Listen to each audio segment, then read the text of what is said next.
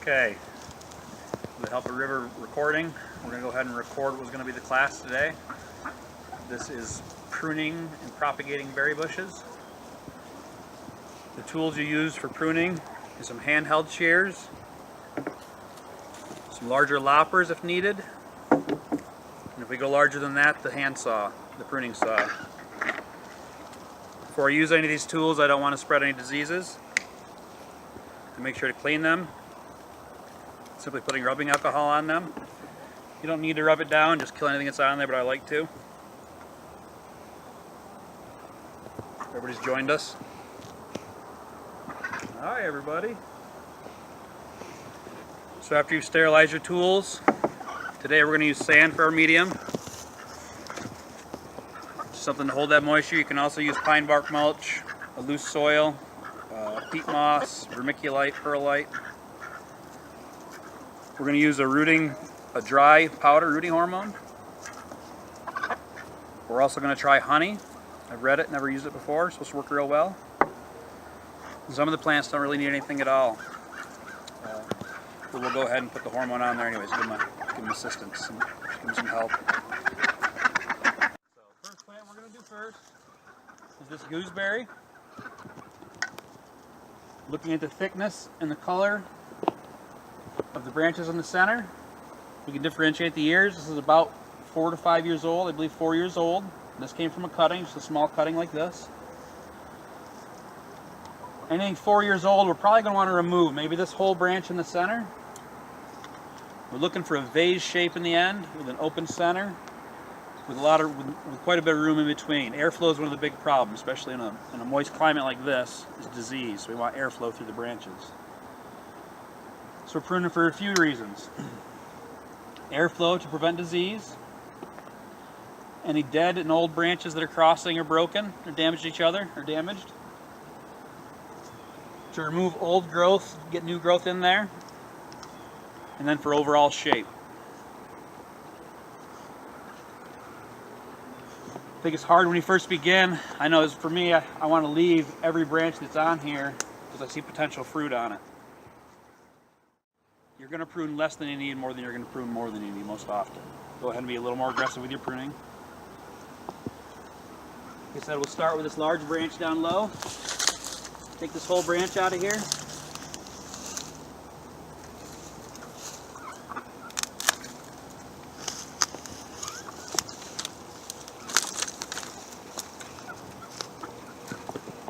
And that's opened up that center for us quite a bit. It's also provided, maybe 50 cuttings. We can get multiple out of that.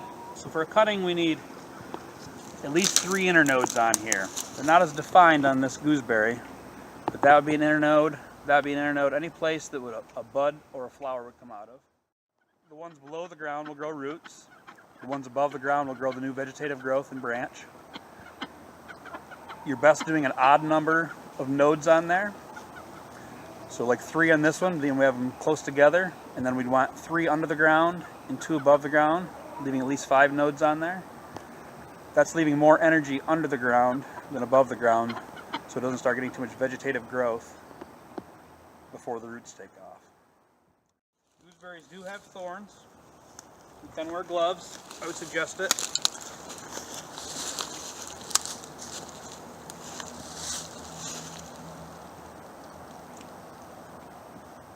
I think I'm going to get rid of this large branch as well.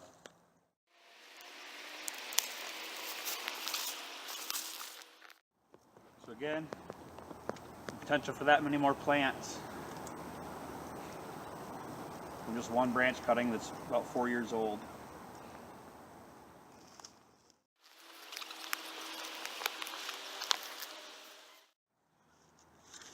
See this lower one here starting to reach into my elderberries, clogging everything up. Doesn't get much sun from above.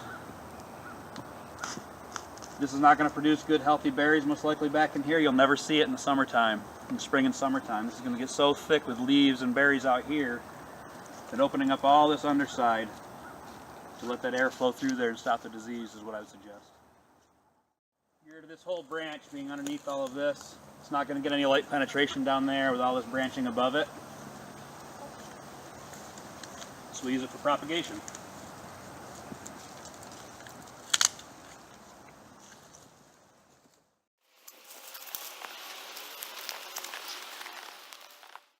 So now I'm beginning to like the shape of it.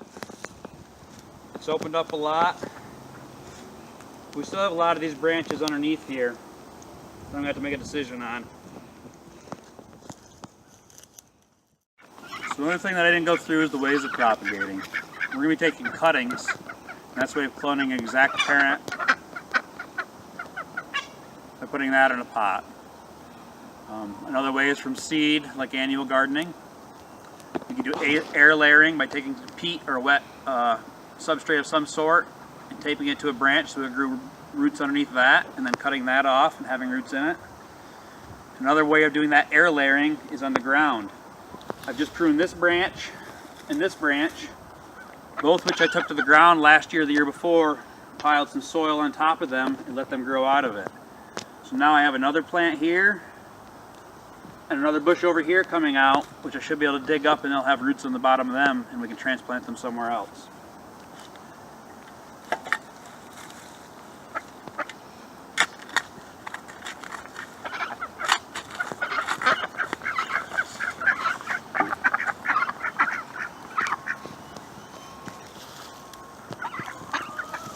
There's that branch that came from the parent plant into the ground. We buried it in the soil, and we have roots for a new plant to grow out of this year. We'll set that aside and pot it in a minute.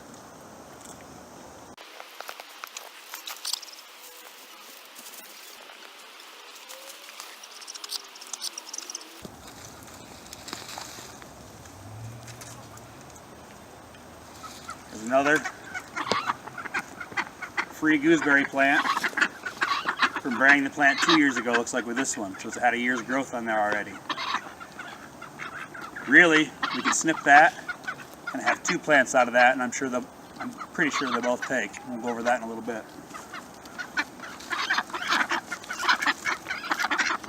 I want to say hi. Well, it's a good time to show everybody that soil that we made from burying organic matter. That was Gooseberry. That was all logs and sticks and debris just not too long ago.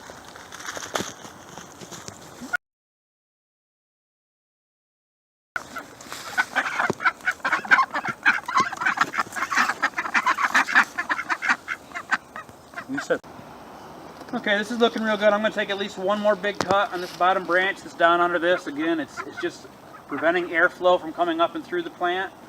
It's not getting any light from above, and therefore won't produce any real good berries on it.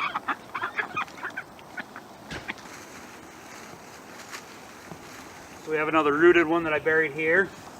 We'll dig that up.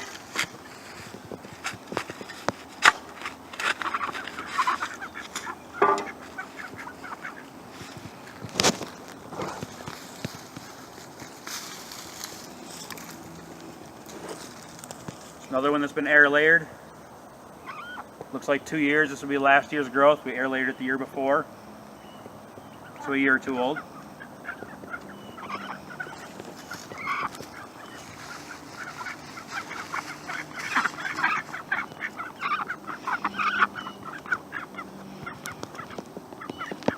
So we've taken out the old and dead growth, stuff that's in the ground blocking the air from getting up through. We've opened up the center. Now I'm just going to go through and look for any branches that might be crossing each other, rubbing on each other, or damaged.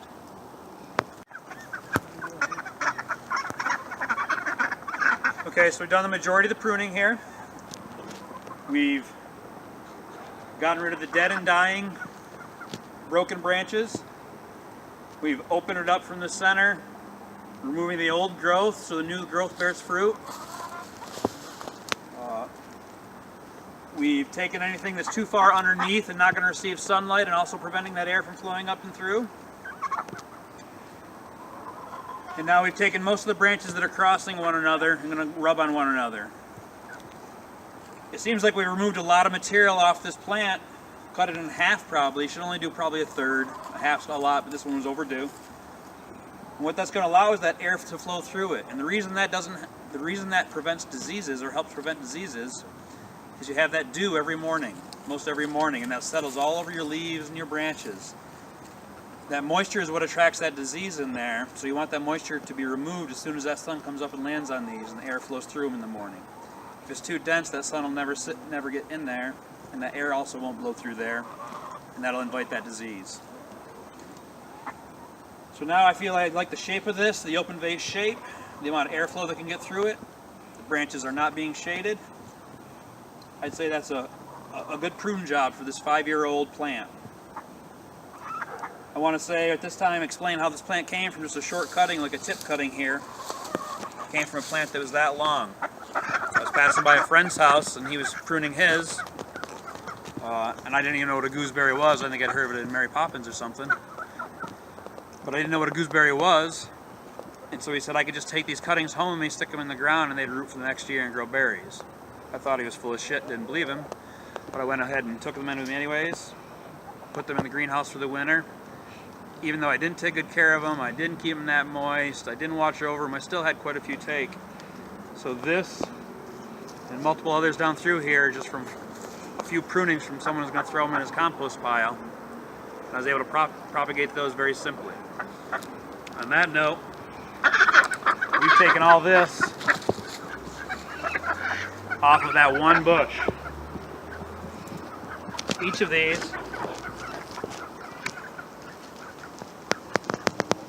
that'll make probably three cuttings if we want to get 3 cuttings out of that. So there's 3 new gooseberry plants to put around our property. Just a great way of expanding what you have rather than just throwing it away. Turning the waste into a surplus. Alright, we'll go on to propagating next and planting these. So this gooseberry is one of the ones, the root's really easy. Elderberry is another one. Fig's another one. It could really be as simple as taking a cutting. Try to make it a 1/4 inch below a node. I was a little close there. If you want, remove those nodes. Causes small damage. Stick those below the ground. Pad in tight around it so there's no oxygen, no air in there, trapped in there. And that's done. Keep that moist over the winter. But today, we're going to go ahead and use honey as a rooting hormone.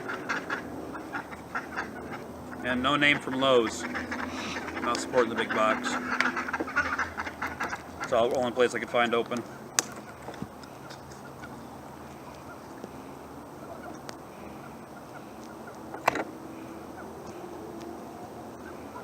So these are all nodes where vegetative growth will come out, or berries. We want to go about a 1/4 inch below a node. You can go square or an angle. I like to go an angle. It allows it to penetrate the ground better. I like to pull the thorns off that are going to be below the ground. You can cause a little damage with your thumb.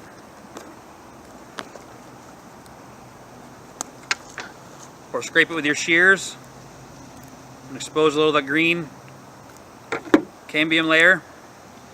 I found it not to be necessary with these easier rooting plants. So we'll go 1, 2, 3 below the ground, 2 above the ground. And we'll make a cut about halfway between that and the next internode.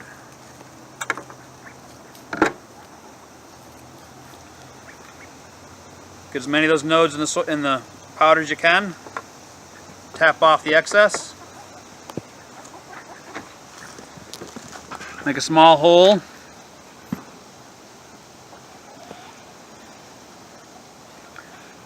Pat down tightly around it, removing that oxygen. That'll be the process for the rest of these. We'll fill that bucket up. We'll date it, label it, what type, and what we use to propagate it with. 1, 2, 3, 2 above.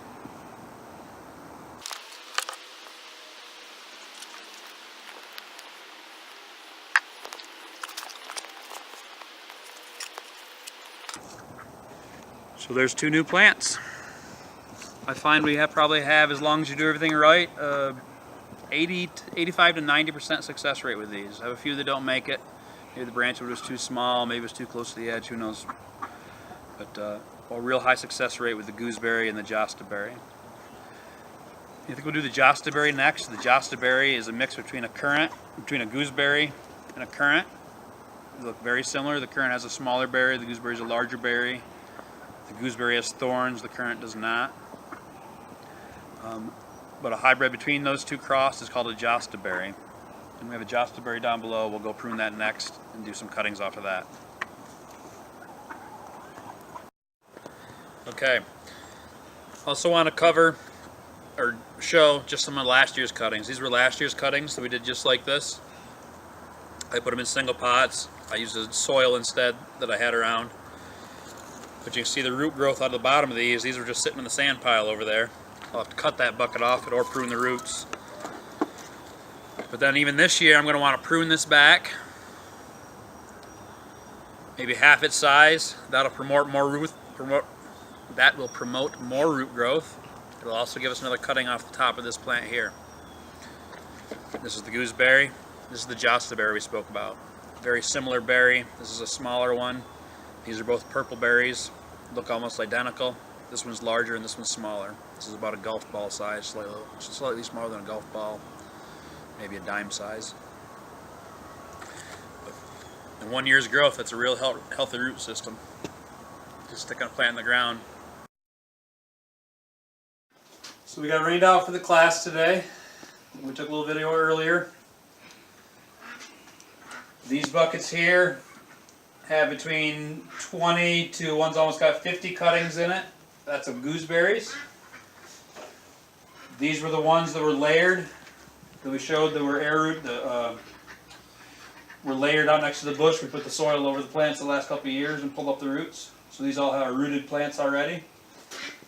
We also did figs. That's another 25 figs, maybe 30 fig plants off of just a couple branches we had to prune out and thin out. So we're looking at maybe 150 free plants for just a little bit of labor and what would have been waste anyways, turning the waste into surplus.